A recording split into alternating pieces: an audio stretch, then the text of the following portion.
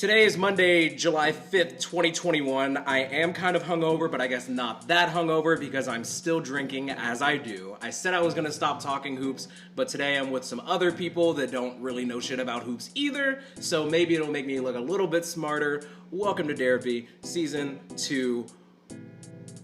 We're in Matt's house.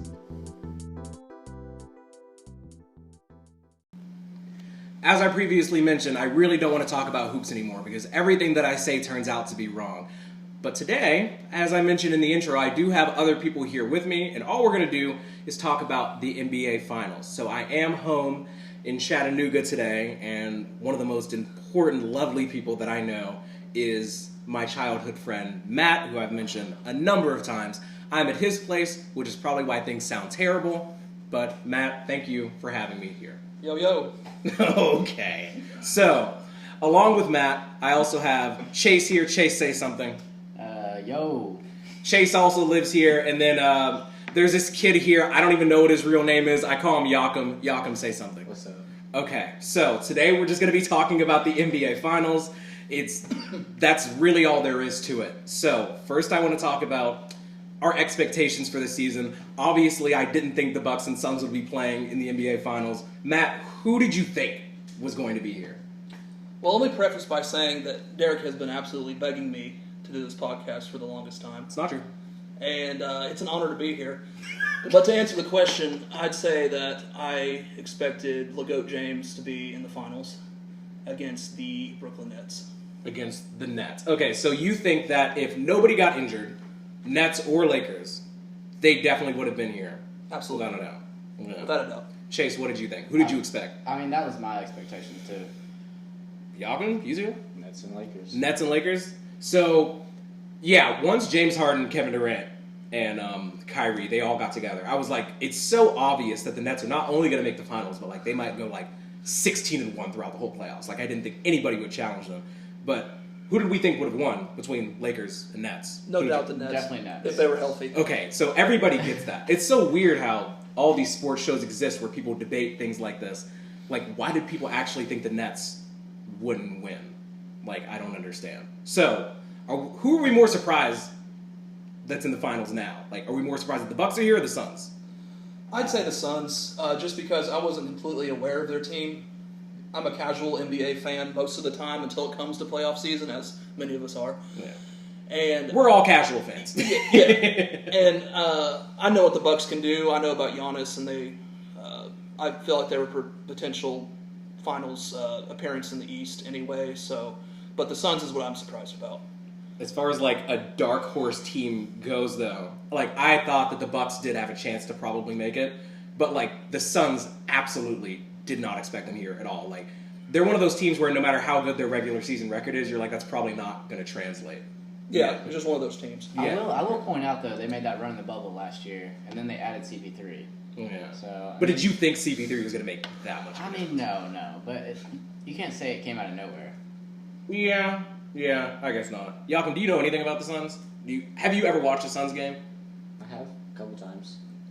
Name three players on the Suns. Name three players on the Suns. You got Chris Paul, you got Crowder. That's all I know. That's two. How do you know Crowder before Devin Booker? Or DeAndre Ayton. Crowder just joined the team. Wait, okay, just quickly, why do you know Jay Crowder? Like, what's significant about him over the actual good players? LeGoat. LeBron put him on good as skates. shit on 2K. Oh, on 2K. I thought Crowder would be ass in 2K. Wait, what does he do for you in 2K? Like, I don't want. Is it defense? Does he hit threes? He can dunk. He can. You lost me, y'all.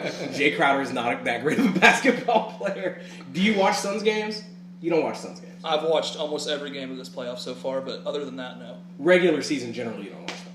No, just the Lakers. Yeah, I mean, you probably only watch like nationally televised games Pretty much. because we're casual fans. So if it's not on ESPN or TNT, we're not watching. Yeah, I'm not a maniac. So well, we don't get paid to talk about sports, so why would we watch it all the time? I thought you were Stephen A. Smith. I'm not Stephen A. Smith. I did meet him once, and No, you didn't. yeah, I did. He came to MTSU, and I got to ask him a question, and now I realize how stupid of a question it was. Was he a dick? He did talk about how expensive his suit was, like half the time he was up there. I thought that was weird. He was like, now that I'm in this Tom Ford suit, I can do anything. They said I couldn't do anything, but here I am. Tom Ford, $5,000. I was like, all right, no. It's actually a pretty good impression. Yeah, I practiced. So, Suns and Bucks are here now. Just quickly, I want to talk about the journey of Chris Paul. Matt, you're a Chris Paul fan. Like, is anybody here, like, do they have a specific emotional investment in Chris Paul? I mean, my emotional investment is just not really him as a player, but I respect his career and what he's done for the NBA and how long it's taken him to get to this finals. So I'm definitely rooting for him at least. And I mean, I followed his career a little bit, and I'm aware of who he is. He's on commercials. So. Yeah, he's in every State Farm commercial ever. Is he one of your favorite players? Would you say? I wouldn't say. Maybe currently left. Yeah, it's a small pool, but out of the 24 people. But overall, he's never really been in my top 5 now. What about top 5 point guard? I know you probably don't have a ton of knowledge about point guards in general. I mean to watch, yeah, probably. Yeah. Because people talk about Magic, obviously. To me, I think Steph Curry's the second best point guard ever. Is anybody going to argue with me on that? Are you talking about a natural point guard or him playing the position as a point guard and he's a player? The most accomplished person that plays point guard. Okay, I can vibe with that. Steph Curry's number 2. And then number 3, I would just, off the top of my head, I'm thinking like John Stockton has the most assists and steals of any point guard of all time, right? Right. So we could throw Stockton in there. I don't know shit about Oscar Robertson, but he's dope on 2K. And then I don't see how you leave Chris Paul out of that. I saw something crazy this morning about how somebody said Jason Kidd was better. I didn't watch a lot of Jason Kidd, but like I have eyes, so I don't think he's better than Chris Paul. You're saying he's ugly? I think Chris Paul is objectively better looking than Jason Kidd. I'd say so. Does anybody disagree? Jason Kidd's a little sickly looking. Jason Kidd does look like he has a disease, but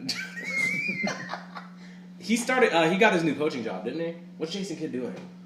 I heard about it. I'm not sure. I think he's the coach of the Mavericks. Whatever. You could be right. I think he Casuals. I want to talk about Giannis. What did we think Giannis was going to do this year? Do we not care about him anymore? Giannis is always kind of in the back of my mind. I feel like he's a spectacular player, but I wasn't sure if he could actually lead his team to a championship. So he's missed a couple games because did you see his injury? The hyperextension of the knee? I did. Literally bent the other way? Yes. It's so crazy how athletes have this level of physical resilience that other people don't have, because if that injury that you saw happen to you, you would assume that you wouldn't walk for the rest of your life. But it happens to Giannis, and they're like, he's doubtful, but probably. I also think it's interesting the exertion compared between, say, practice and the game, because you see a lot of injuries in games, but way less in practice, and I think it just says how hard they go in the actual game compared to anything else. It's so crazy how when these injuries happen to players, we don't even treat them like human beings anymore. It's just oh, shake it off, get over it.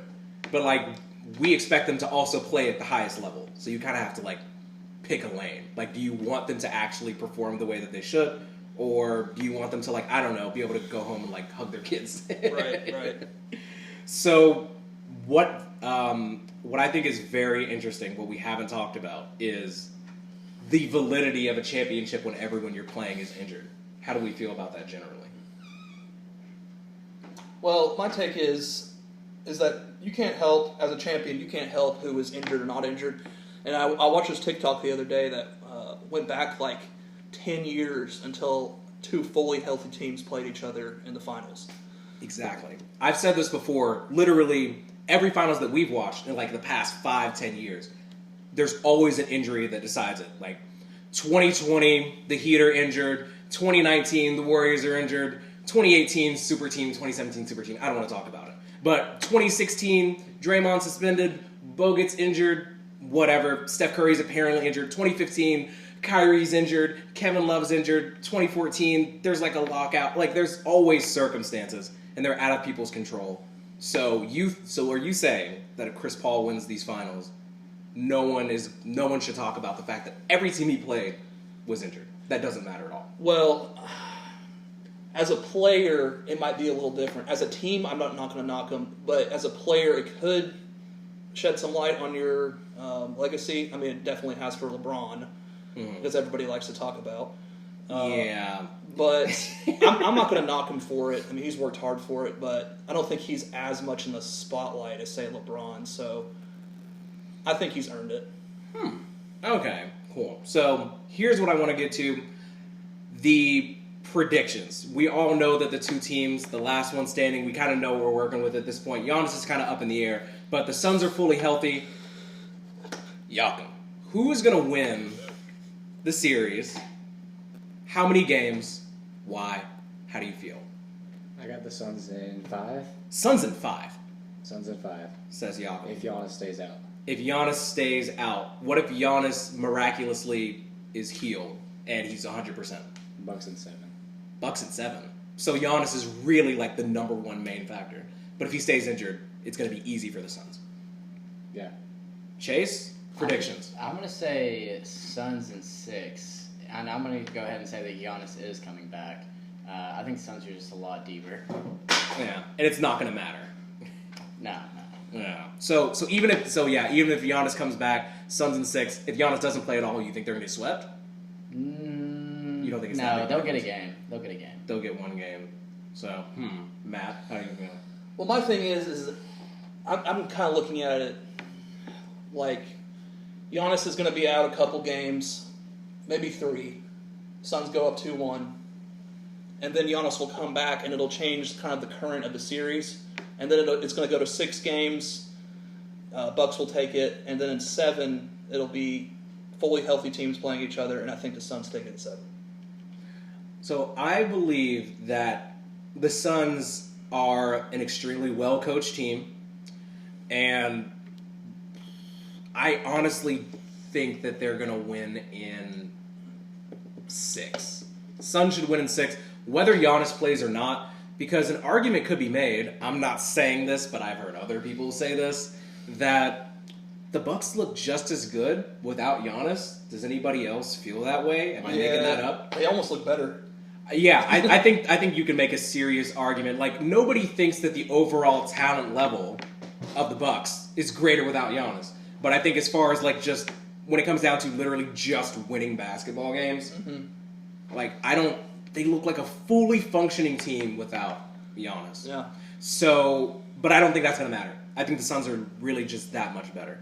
The only thing that I want to talk about left with this series is like the matchups. So when you think about like the starting 5s, who's going to guard Devin Booker, for example? Like we assume Drew Holiday, right? Mm-hmm.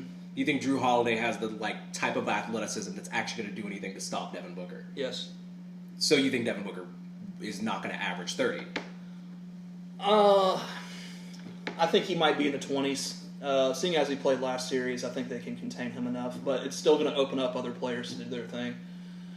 Well, I'm really curious to see what Chris Paul is going to do scoring-wise, because if Drew Holiday's on Book, who's going to guard Chris Paul? It's going to be Chris Middleton?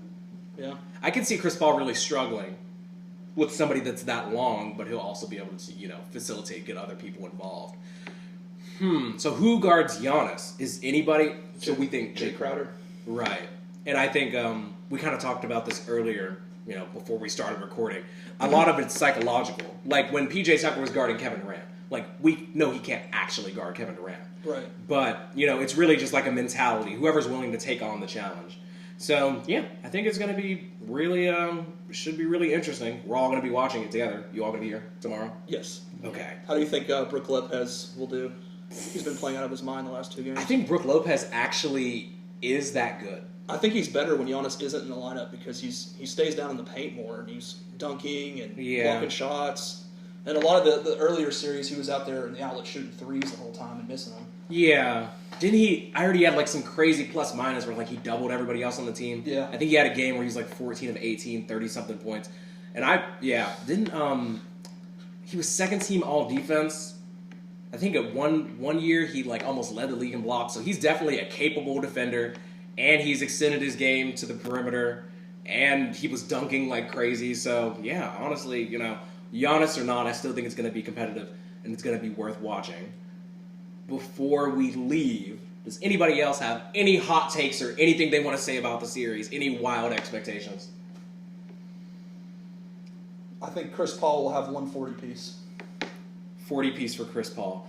I think that Devin Booker might decide the series single-handedly. Nobody's talking about the fact that there's all this pressure on somebody that is like probably our age, and he's never been on this stage before. The arena's going to be packed. And I feel like literally nobody's talking about the fact that everyone's expecting Devin Booker to score 30 every game, as if he's not like literally a child in the NBA Finals for the first time. And they, since the last game with Chris Paul and his legacy being on the line and everything, it's kind of, the winds have kind of shifted from talking about Devin Booker all the time to talking about Chris Paul all the time, and I haven't heard his name as much in this past week.